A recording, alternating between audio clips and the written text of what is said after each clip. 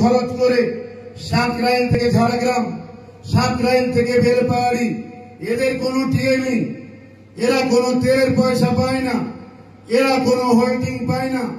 তা সত্ত্বেও নয়াগ্রামের সিভিক ভলেন্টিয়ারকে ছুটে যেতে হয় ঝাড়গ্রামে।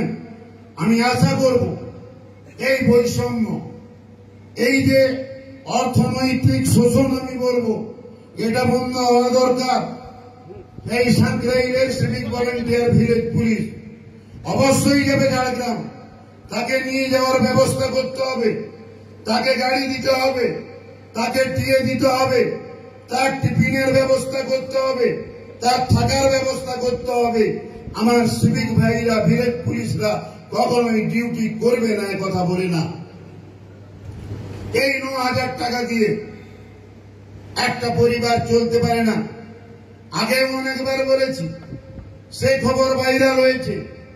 এই 9,000 টাকা দিয়ে একটা সহযোগী পুলিশ কর্মী, একটা সিভিক ভলেন্টিয়ারের কোন রকম 1 মাস চলতে পারে, এটা দিয়ে সংসার চলতে পারে না। তাই সরকারের কাছে অনুরোধ করব যে civic volunteer, village police, home guard, NVF এবং কর্মবন্ধু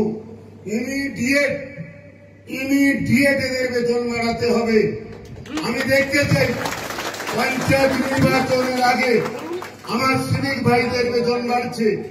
আমি দেখতে চাই ভিলেজ পুলিশরা খেতে পাচ্ছে না, ডিউটি করতে গিয়ে টিফিন খাওয়ার পয়সা নেই, মোটর সাইকেলে তেল ভরার পয়সা নেই। এই পরিস্থিতি আমরা দেখতে চাই না। আমি সরকারের দালালি করার জন্য নেই, আমি পলিটিক্যাল পার্টির দালালি করতে আসিনি। আমার দায়বদ্ধতা আপনাদের কাছে, আমার দায়িত্ব আপনাদের প্রতি। আপনারা ভালো না থাকলে আমরা কেউ কোনোদিন ভালো থাকতে পারবো না। এই বার্তাটা দেওয়ার জন্য এই মানগোবিন্দ পুলিশ আপনার প্রথম দিন থেকে আপনাদের সঙ্গে আছে।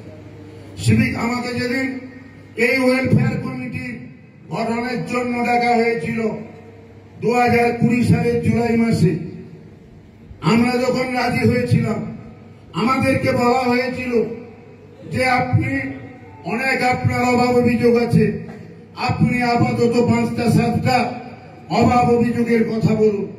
আপনারা জানেন এই সরকার 5.5